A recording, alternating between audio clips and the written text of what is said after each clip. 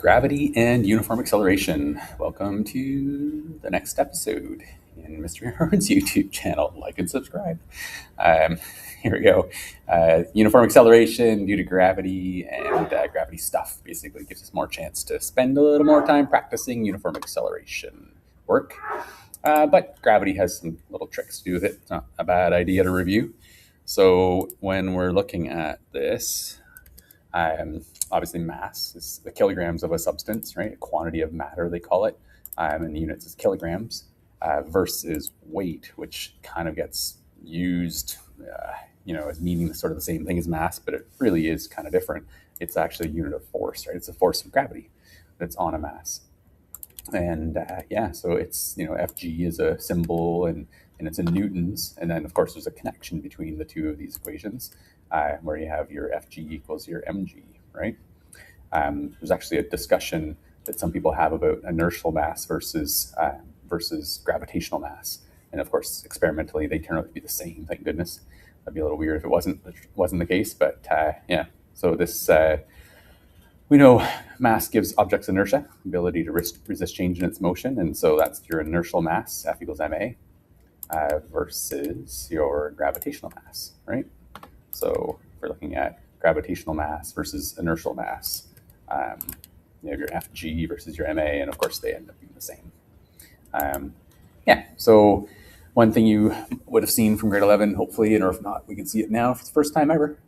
We know F net equals ma, and if something's falling due to gravity, then the net force on it is the gravity force. So we have ma equals mg, and so mathematically, you can see that the masses cancel out, which sort of tells us that mass doesn't matter for the rate objects fall and accelerate due to gravity. And so this video, I got to be careful not to get any copyright infringement and whatnot. So I'm going to just play a very brief portion of it, but they have this, watch the video, there's a link for it there. They have this giant air vacuum chamber that's used for like NASA testing, the space shuttle and things like that, right? So a very large area, a large volume inside it, they can evacuate air out of. And notice if you watch the video, it's like 42,000 tons or something of air. Like that's the weight of, and the mass, if you will, interchangeably, of the air that is in that chamber. It's crazy how much air weighs when, of course, it's around us all the time. We don't really think of it as weighing anything. In my grade 10 science class, I even show conservation of mass demos, and to get the idea that air is actually stuff and matter and has mass. If you pump up a volleyball, you can actually measure like a good, I think it was a couple grams heavier once you pump it up.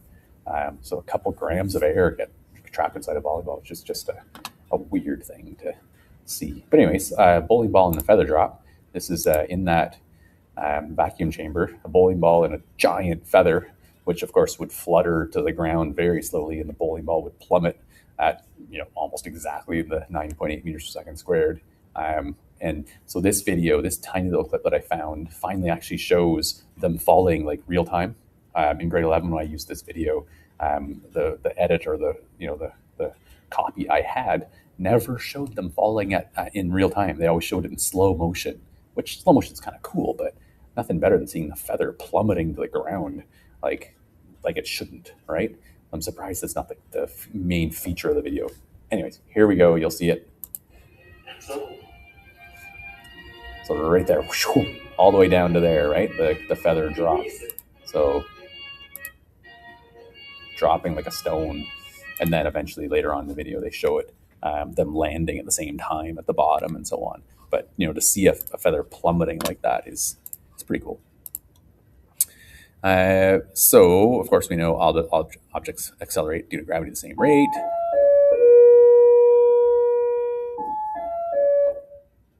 All right. So it's kind of counterintuitive because air resistance is all around us. And so it kind of messes you up, right? So thinking question, for you right now, press pause, which encounters a greater force of air resistance, a falling elephant or a falling feather?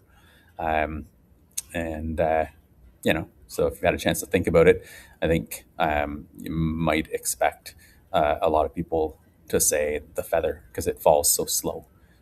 But in reality, the feather has much, much less surface area. So it's going to have a lot less air resistance on it.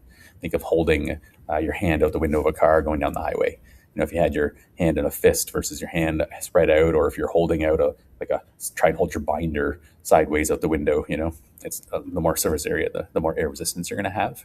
And so you think of like the effect that the air resistance has on things, right? On a feather, the gravity is very small, and so it doesn't take much air resistance to lead to no net force at all and no acceleration, so just falling at a constant rate. Whereas with an elephant, it's got a huge force of gravity, so it's going to take quite a while to build up enough air resistance. But the air resistance is bigger generally because it's more surface area, but that gravity is so much, it's hard to balance out. So here is a set of misconceptions about gravity that you probably should just have a chance to look through from the posted file and think through each one and so on. And if you need to discuss any of them further, it's just, they're good little thinking questions, but probably not something we'll do all of right now. But if you look at the monkey sitting beside you on a chair, what's its mass, its weight, and its acceleration? Okay, so relative to you, relative to the chair, relative to the room you're in, the acceleration should be 0, of course. The mass of the monkey is still the 5 kilograms, and then the weight would be the 5 kilograms times the 9.8, right? So you can calculate that out. They're using approximately 10, right? So it makes it easy. And then what if the monkey lets go of a branch and is in free fall? Well, now the acceleration is down at 10, and the weight is still 50, and the mass is still 5, and so on. So I encourage you to look through each of those and see if anything is surprising to you, challenges any of your previous thoughts about this. To do with free fall. So if something is launched straight up, I just want to make sure you're able to label the spots here. So the object is launched straight up. This is when it's on its way up, right? So it's at the bottom with an upward velocity, which if you look at this graph, it's kind of weird to say it's at the bottom, but it's at the bottom displacement wise, right? And on the graph, of course, the velocity is we're at the top of the velocity graph, but so this is at the bottom, and then with upward velocity. And then the other key point would be here where we're at the top. And a common misconception about that would be, if you're asked what's the velocity at the top and what's the acceleration at the top, and so on, especially if you're just asked the acceleration at the top, a lot of people will say it's 0 acceleration at the top, but if it was, it would stay there. The acceleration, of course, is the slope, right? So the slope like that, and you drag that along all the way along for your slope. All the way along you have that negative 9.8 slope. So it doesn't stay at the top, it comes back down because the velocity continues to change, right? So this is on its way down, this was on its way up here, and so on, right? So now it's just say it's on its way down.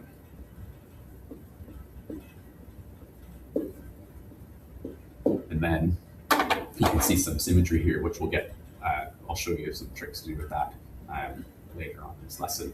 But if you had some symmetry involved here, you'd get, if this is, plus v1, this would be minus v1, the velocity it has when it gets back to the same spot. And I'll show you sort of a way of looking at that as logic versus also looking at it mathematically, showing that it has to be true.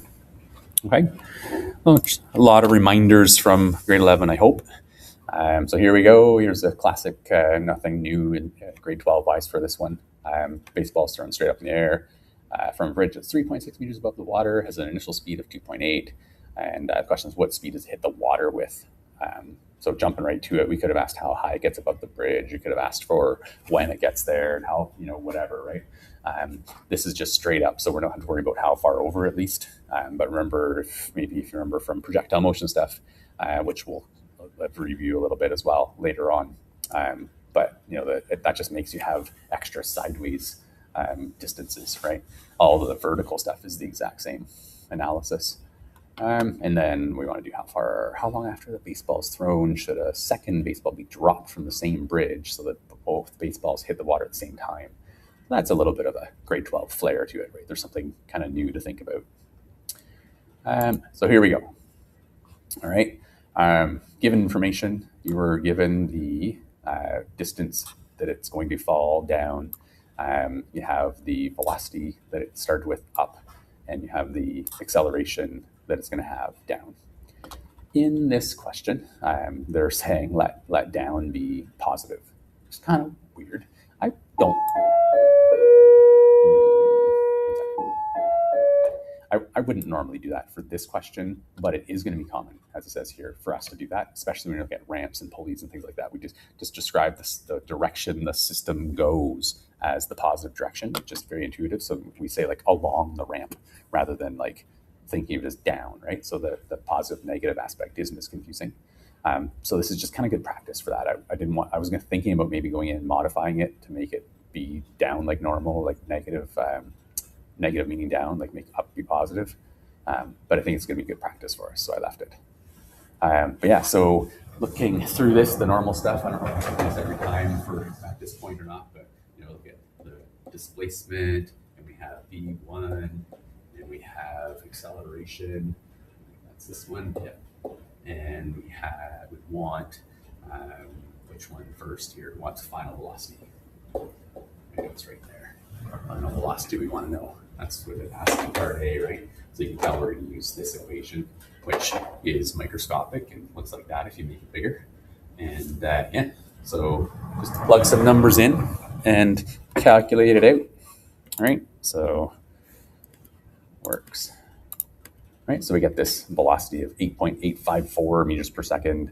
We're getting a positive answer, which in this case means down, right? So we'd say, oh, it's 8.854 down.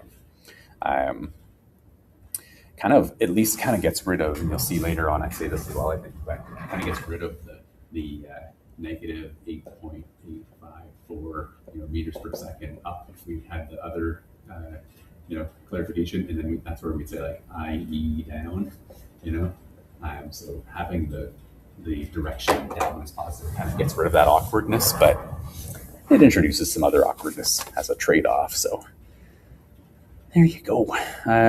So the question, the part B here, how long after the first baseball is thrown should the second baseball be dropped from the same bridge, same spot, so that they land in the water at the same time? Okay. So really, obviously, you're going to have to analyze both ball situations, right? So you're going to analyze the information you know about the first ball and the information you know about the second ball and so on. So we know, this is what we know about it, right? We can calculate, of course, the one missing variable, the time. So we can find out how long it takes that ball to land. And then from this one, if we're just dropping it, we can calculate how long that would take as well. And we want to look at that difference, right? If we find that difference, if it takes, if there's 2 seconds different, like we're gonna basically drop this one 2 seconds later, and so on. So first ball, I'll skip the circling process here, pick the equation based on what you have, plug numbers in and get it. So it lands after 1.18. If we dropped it right away, it would only take what here when we solve for time? It would only take 0.8571 seconds to land if we drop it right away. And so obviously the difference between that, so I think a question like this, when you first read it, seems maybe trickier than it really is. You just find out how long each take and obviously just wait a little bit. So you're adding that time on, right? Add that 0.32 seconds on and you got a grand total of the same amount of time. Okay. All right. Other challenge questions you could ask you with this. What speed would the second ball need to be thrown downward with to end up with the same velocity? Press pause. Think about it, right? Have that, make your brain work on this. It's the uncomfortable process of learning, of challenging yourself to think about it. You really need to try and make sure to do that, even though we have this online scenario here where you can literally just keep watching the video and your brain doesn't even need to engage. But it does need to engage to learn. So there. Anyways, so the hint to do with this, if you've unpaused and whatnot, is to, maybe the hint would be it's a lot easier than you'd think, than you might think. And so the reason for that is if you think about the first ball that was thrown up, it's going to end up with the same velocity down as it was thrown up with, right? So it was tossed upwards at 2.8 meters per second. then it's going to end up at 2.8 meters per second down on the way down when it gets back to that same spot. And we saw that, like, that's what I was getting at in this graph here. So if that's the case, you can just say, well, this is, what goes up must come down. It's the same acceleration the way up is down. You got the same velocity change, the same time. You got, like, everything's the same, right? That's one way of analyzing your way through it, or just saying that it makes sense. I kind of prefer, like, looking at this though in detail. And so what would you do if you wanted to, like, really show that this is a fact? And the answer is, well, just look at what you know, right? So the initial velocity is the 2.8. The final velocity, what are we trying to get here? Trying to get the ball that, we want to be thrown down with at the same time. I think it's actually this, isn't it? We want, sorry, I'm just struggling for a sec here to get my head around the type of question we're doing here. So obviously the acceleration's known, the time and the displacement. Now the key for this one is to recognize that if we're looking at, I know what it's getting across here. Sorry, I started to think about the second ball here. This is first ball stuff, right? This is first ball stuff. It's just proving that it gets that same velocity way down. That's my mistake. I was starting to think about that second ball. But yeah, this is the key right here, right? Is the fact about this, it's undeniable, is that when you get back down to where you started, your displacement is zero. And that is the critical piece of information that gives the result that V2 is simply negative 2.8.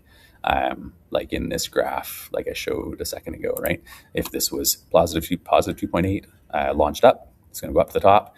When it gets back down to where you started, it's going to be at minus 2.8. It's going to be the same times either way, same slopes, same velocities, everything's the same, right? So it's just a more concrete way of anchoring that in and showing that that's true. So circling, picking an equation, plugging numbers in. It's actually really funny how this works out, right? You literally end up with, like, since you have a displacement of zero, this bottom equation becomes v squared equals v squared. So obviously it would have to be the same, right? So we're ending up with, and notice I should have mentioned earlier, I defaulted back to my up is positive stuff, right? And on purpose here, to be honest, because I want to show you it all works, right? So really the answer here is negative 2.8 meters per second up, which then we say i.e. down, right?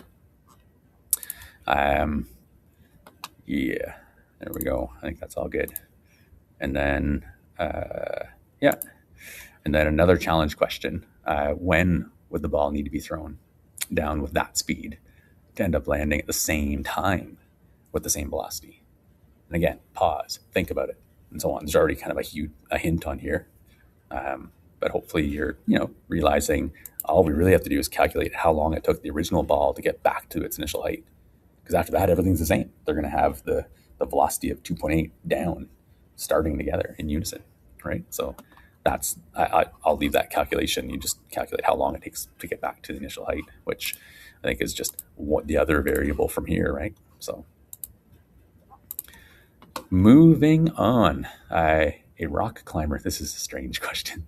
A rock climber throws a safety harness to her partner who's on a ledge 15 meters below.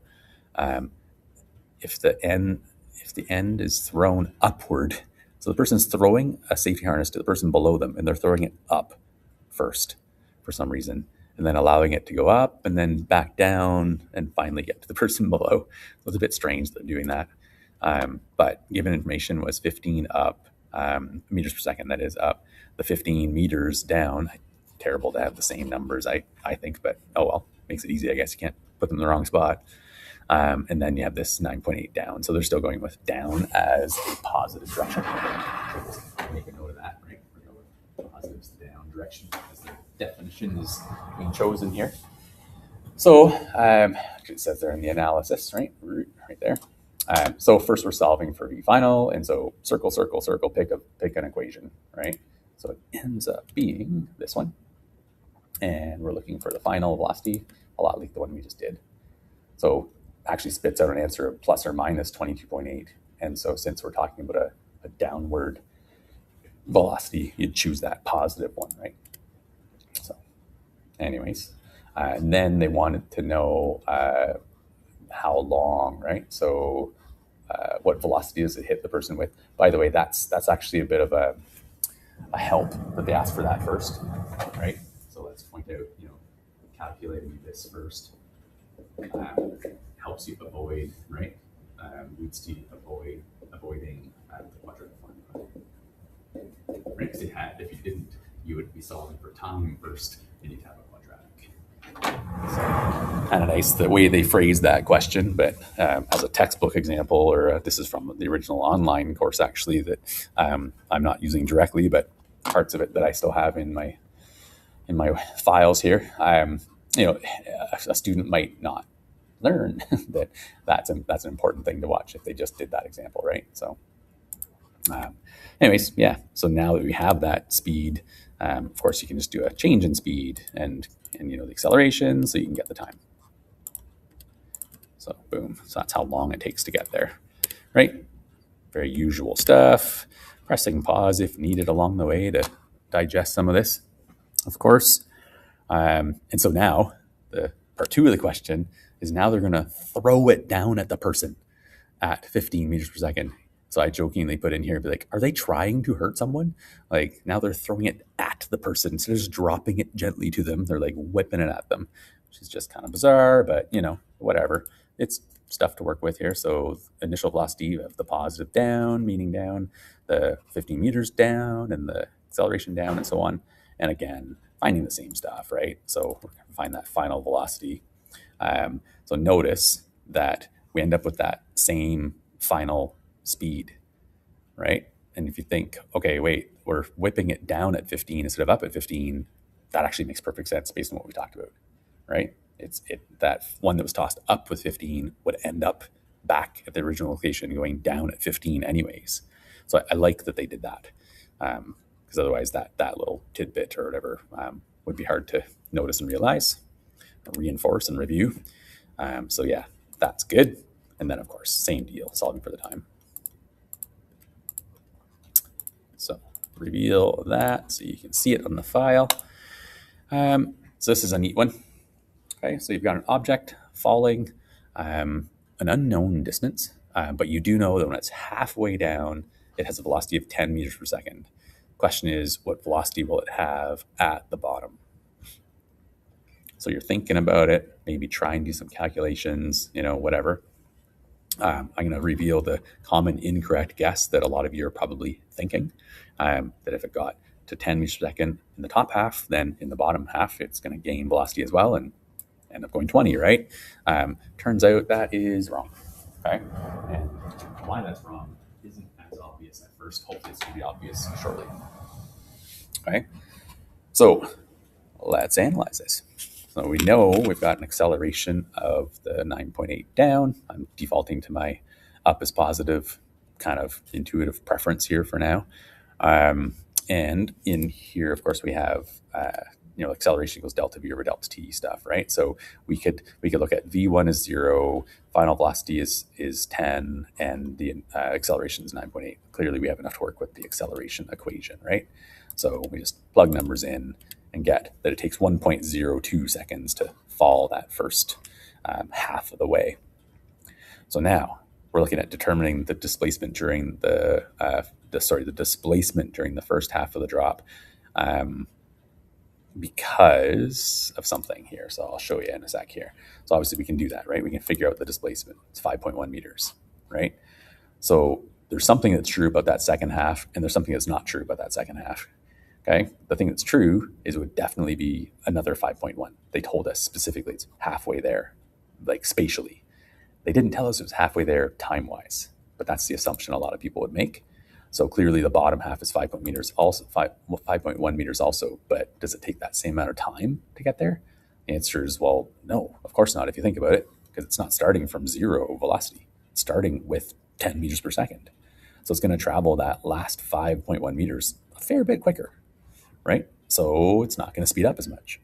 So that's the ding ding moment hopefully you've got, right, going on, right? So common incorrect assumption that the time to fall the bottom half is 1.02 seconds again, but that's not true. It's going faster to start with. So it's just not true. Do not set the time for the top the same as the bottom, right? So